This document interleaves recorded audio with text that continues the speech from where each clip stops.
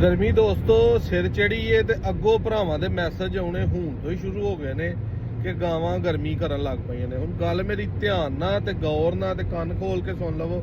ਜਿਨ੍ਹਾਂ ਨੇ ਵੀ ਗਾਵਾਂ ਚਾਹੇ ਕ੍ਰਾਸ ਰੱਖੀਆਂ ਨੇ, ਪਿਓਰ ਰੱਖੀਆਂ ਨੇ, ਦੇਸੜ ਰੱਖੀਆਂ ਨੇ, ਜਿਨ੍ਹਾਂ ਭਰਾਵਾਂ ਅਗਲੇ 2 4 5 6 ਮਹੀਨੇ ਗਰਮੀ ਵੱਲੋਂ ਮੈਸੇਜ ਕਰਨਾ ਕਿ ਗਾਂ ਮੂੰਹ ਅੱਡ ਗਈ ਏ, ਗਾਂ ਗਰਮੀ ਕਰਨ ਡਈ ਏ, ਗਾਂ ਡਿੱਗ ਪਈ ਏ, ਉਹਦਾ ਹੁਣ ਵਕਤ ਏ ਇਲਾਜ ਕਰਨ ਦਾ, ਹੁਣ ਟਾਈਮ ਏ ਉਹਦੀ ਇਹਤਿਆਤ ਕਰਨ ਦਾ, ਉਹਦਾ ਸਮਾਨ ਮੁਹੱਈਆ ਕਰਨ ਦਾ ਕਿ ਗਰਮੀ ਦੇ ਵਿੱਚ ਉਹਦੀ ਕਿਸ ਤਰ੍ਹਾਂ ਇਹਤਿਆਤ ਕਰਨੀ ਹੈ। ਕਰਨਾ ਕੀ ਹੈ ਭਰਾਵਾਂ ਨੇ, ਸਭ ਤੋਂ ਪਹਿਲਾਂ ਜਿੱਥੇ ਗਾਵਾਂ ਰੱਖਣੀਆਂ ਉੱਥੇ ਪੱਖੇ ਲਵਾਓ, ਔਰ ਅੱਛੇ ਪੱਖੇ ਲਵਾਓ, ਛੱਤ ਵਾਲੇ ਨਹੀਂ। ਪੱਖਾ ਐਸਾ ਹੋਏ ਜਿਹੜਾ ਕੰਧ ਦੇ ਨਾਲ ਲੱਗਾ ਹੋਏ ਤੇ ਹਵਾ ਕ੍ਰਾਸ ਹੋਏ ਔਰ ਜਗ੍ਹਾ ਹਵਾਦਾਰ ਹੋਏ। ਜਿਨ੍ਹਾਂ ਦੀਆਂ ਕ੍ਰਾਸ ਦਰਮਿਆਨੀਆਂ ਗਾਵਾਂ ਨੇ 10 12 13 14 ਵਾਲੀਆਂ 15 ਤੱਕ, ਉਹ ਪੱਖੇ ਲਵਾਓ।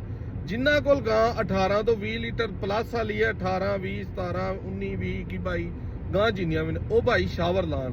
ਕੋਈ ਸ਼ਾਵਰ ਦਾ ਖਰਚਾ ਨਹੀਂ ਆਉਂਦਾ, ਮੋਟਰ ਦੇ ਵਿੱਚ ਪਾਈਪਲਾਈਨ ਜਿਹੜੀ ਹੈ ਪਾ ਕੇ ਟੂਟੀ ਦੇ ਅੱਗੇ ਜਿਹੜਾ ਨਾ ਉਹ ਸ਼ਾਵਰ ਲਾ ਦੇਣ, ਜਿਹੜਾ ਹਰ ਘੰਟੇ ਬਾਅਦ ਕੋਈ 10 15 ਮਿੰਟ ਚਲਾ ਦਿੱਤੇ, ਹਰ ਘੰਟੇ ਬਾਅਦ ਕੋਈ 10 15 ਮਿੰਟ ਜਾਂ 2 ਘੰਟਿਆਂ ਬਾਅਦ ਕੋਈ 20 ਮਿੰਟ ਚਲਾਤੇ, ਉੱਤੋਂ ਪੱਖੇ ਚਲਾਤੇ। ਗਾਵਾਂ ਇੰਜ ਹੀ ਮਹਿਸੂਸ ਕਰਨਗੀਆਂ ਬੱਦਲ ਪੈਣ ਡਿਆ, ਅਸੀਂ ਕੇਟੂ ਦੀ ਪਹਾੜੀਆਂ ਦੇ ਕੋਲ ਆ, ਔਰ ਤੁਹਾਡਾ ਅਗਰ ਡੇਲੀ ਦਾ 100 ਰੁਪਇਆ ਇੱਕ ਗਾਂ ਤੇ ਖਰਚਾ ਹੁੰਦਾ ਨਾ ਬਿਜਲੀ ਪਾਣੀ ਦਾ, ਤੇ ਤੁਹਾਨੂੰ ਬਚਤ ਕਮ ਸੇ ਕਮ 6 700 800 ਰੁਪਏ ਦੀ ਦੇਗੀ।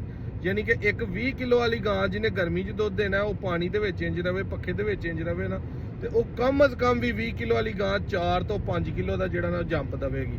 ਬਾਅਦ ਚੋਂ ਫਿਰ ਤੁਹਾਂ ਰੋ ਲੱਭਦਿਆਂ ਰਹਿਣਾ ਤੇ ਗਲਕੰਦ ਲੱਭਦਿਆਂ ਰਹਿਣਾ ਤੇ ਕਾੜੇ ਠੰਡੇ ਬਣਾਣੇ ਨੇ ਤੇ ਪੁਦੀਨਾ ਲੈ ਤੇ ਧਨੀਆ ਲੈ ਆ।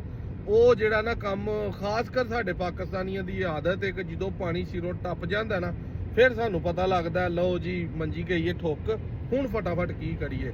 ਫਿਰ ਸਾਰਿਆਂ ਜਿਨ੍ਹਾਂ ਫੋਟੋ ਘੱਲਣੀਆਂ ਜਰਾਲਾਂ ਲਮਕੀਆਂ ਨੇ, ਗਾਂ ਮੂੰਹ ਹਿਣਕੀ ਜਾਣ ਡਈ ਏ, ਉਹ ਹੁਣ ਇਹਤਿਆਤ ਕਰਨ, ਹੁਣ ਟਾਈਮ ਇਹਤਿਆਤ ਦਾ।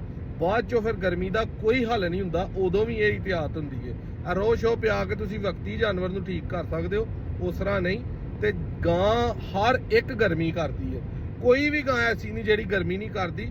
ਉਹਨੂੰ ਜਿੱਡਾ ਅੱਛਾ ਮਾਹੌਲ ਦਵੋਗੇ ਗਾਂ ਓਨਾ ਦੁੱਧ ਜ਼ਿਆਦਾ ਦੇਵੇਗੀ।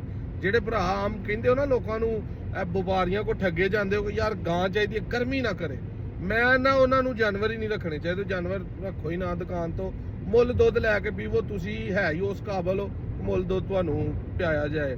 ਗਾਂ ਦਾ ਜਾਂ ਮੱਝ ਦਾ ਘਰ ਰੱਖ ਕੇ ਨਹੀਂ ਤੁਹਾਨੂੰ ਪੀਣਾ ਚਾਹੀਦਾ, ਕਿਉਂਕਿ ਤੁਸੀਂ ਸਮਝ ਹੀ ਨਹੀਂ ਸਕਦੇ ਕਿ ਯਾਰ ਜੇ ਤੁਸੀਂ ਆਪ ਗਰਮੀ ਤੁਹਾਨੂੰ ਨਹੀਂ ਨਾ, ਤੁਹਾਡਾ ਵਜੂਦ ਗਰਮੀ ਨਹੀਂ ਕਰਦਾ। ਅਸ਼ਰਫੁਲ ਮਖਲੂਕਾਤ ਇਨਸਾਨ ਹੋਣ ਦੇ ਨਾਤੇ ਸਾਰੀ ਗਰਮੀ ਤੁਸੀਂ ਧੁੱਪੇ ਕੱਢਦੇ ਹੋ, ਸਾਰੀ ਗਰਮੀ ਬਗੈਰ ਪੱਖੇ ਤੋਂ, ਬਗੈਰ ਠੰਡੇ ਪਾਣੀ ਤੋਂ, ਬਗੈਰ ਏਸੀ